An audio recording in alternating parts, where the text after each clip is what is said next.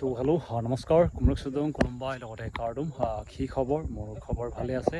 আপোনালোকৰ খবৰ নিশ্চয় জনাব তো আমি এতিয়া বৰ্তমান আছোঁ মই ফিল্ডত ৰানিং কৰিলোঁ অলৰেডি কমপ্লিট কৰিলোঁ এতিয়া ঘৰলৈ যাবগৈ ওলাইছোঁ কিন্তু কিছুমান প্ৰশ্ন এটা সুধিছে মোক প্ৰশ্নটো হৈছে যেন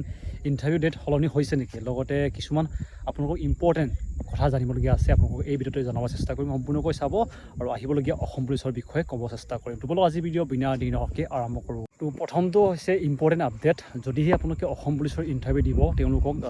জনাই দিছোঁ যেন আপোনালোকৰ যদি এমপ্লয়মেণ্ট এক্সচেঞ্জ চাৰ্টিফিকেটখন আপোনালোকে ৰিনিউ কৰা নাই তেওঁলোকক কৈছোঁ যেন এতিয়াৰ পৰা আপোনালোকৰ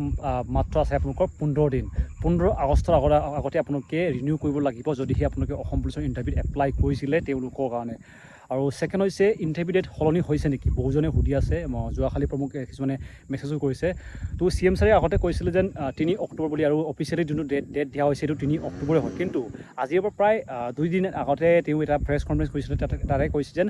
1 অক্টোবৰৰ পৰা হ'ব ইণ্টাৰভিউ এইটো সঁচা নেকি বুলি কৈছে তো যিমান দূৰ গম পাইছোঁ এইটো ডেটটো সলনি কৰা নাই তেওঁ হয়তো মুখৰে পৰা ওলাই গ'ল কিন্তু তেওঁ যোনটো অফিচিয়েল ডেট দিছে 3 অক্টোবৰ তেতিয়াৰ পৰা ইণ্টাৰভিউ হোৱা চান্স আছে ডেট বৰ্তমানলৈকে সলনি কৰা নাই সলনি কৰিলে আপোনালোকক নিশ্চয় জনাই দিম আৰু লগতে মই কিছুমান ফিল্ডৰ কথা মানে সুধিছিলোঁ যেন সঁচাকৈ এনেকৈ যোনটো অফিচিয়েল নটিফিকেশ্যন আহিছিলে এইটো চেক কৰিছে নেকি তো চেক কৰিছে ফিল্ডসমূহ হয়তো অলপকৈ বনাব লৈছে মোক বহুতে ইনষ্টাগ্ৰামত যোনটো পুলিচ বৰ্তমান পাই আছে তেওঁলোকে মোক কমেণ্টো কৰি তেওঁলোকে কৰে যেন আৰু তেওঁলোকে মোক কথা পাতি থাকে যেন তুমি বহুত কষ্ট কৰিছা আৰু ফিল্ড চিনেকৈ ঠিক কৰা আৰম্ভ কৰিছে তুমি ভালকৈ ৰানিং কৰা হয়তো এবাৰ অসম পুলিচৰ কাৰণে ভাল হ'ব আৰু ৰানিং কৰি ভাল লাগিব কাৰণ অক্টোবৰত ইমান গৰমো নহয় ইমান ঠাণ্ডাও নহয় এইটো কাৰণে ভাল হ'ব বুলি কৈছে আৰু ডেটটো সলনি নহয় যোনটো 3 অক্টোবৰ আছে এইটোৱে হ'ব পাৰে বুলি কৈছে সোনকালে নহ'ব পাৰে আৰু নেক্সট হৈছে যেন আপোনালোকৰ যদিহে অগ্নিবীৰ ক্ষেত্ৰত মানে যোনটো ইণ্ডিয়ান আৰ্মি আপোনালোকক হয়তো গম পায় যেন আজিকালি 4 বছৰ কৰা হৈছেগৈ এইটো কাৰণে বহুতে ইণ্ডিয়ান আৰ্মিটো ইমান কৰিব নিবিচাৰে কিন্তু এটা ভাল খবৰ যেন এইটো অসমৰ মুখ্যমন্ত্ৰী CM ছাৰে টুইট কৰি জনাইছে যেন এতিয়াৰ পৰা অগ্নিবীৰৰ যিমানখিনি অগ্নিবীৰৰ পৰা ঘূৰি আহিবগৈ তেওঁলোকক দিয়া হ'ব অসম পুলিচৰ চাকৰি এইটো কাৰণে ভাল যে যদি আপোনালোকৰ কোনোবাই অগ্নিবীৰ যাব ইচ্ছা আছে অগ্নিবীৰৰ পৰা আহি পিনি আপোনালোকে অসম পুলিচত আকৌ আপোনালোকে যোগদান কৰিব পাৰিব এইটো হৈছে ভাল খবৰ আৰু আমাৰ কাৰণে বেয়া হ'ব কাৰণ এনেকুৱা হয় কম্পিটিশ্যন লেভেলটো বাঢ়ি যাব অগ্নিবীৰৰ পৰা ঘূৰি অহা তেওঁলোকৰ কাৰণে কম্পিটিশ্যন লেভেলটো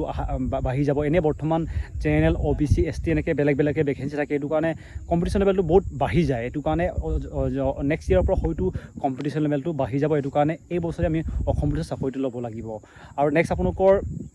যিমানখিনি এটা বৰ্তমান ইণ্টাৰভিউ হ'ব তেওঁলোকক দিবলগীয়া আছে তেওঁলোকক এটা ক'ম যেন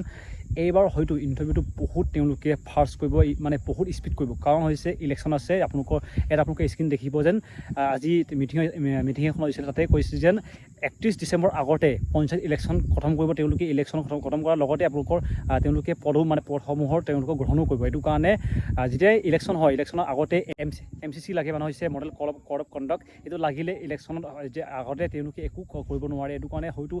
যিমান পাৰে তেওঁলোকে কিবাটো ইণ্টাৰভিউসমূহ ফাৰ্ষ্ট কৰিব এইটো কাৰণে আপোনালোকে বহুত স্পীডলি আপোনালোকে যেতিয়া ইলেকশ্যন হয় ইলেকশ্যনৰ আগতে MCC লাগে মানে হৈছে মডেল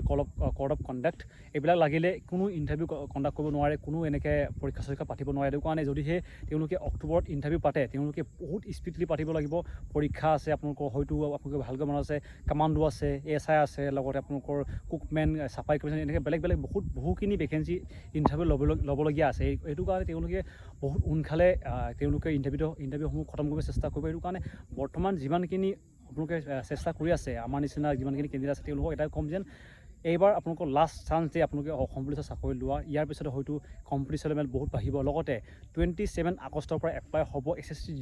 যিজনে SSC পৰীক্ষা বেয়া হৈছে তেওঁলোকে ভালকৈ চেষ্টা কৰিব পাৰিব নেক্সট এটা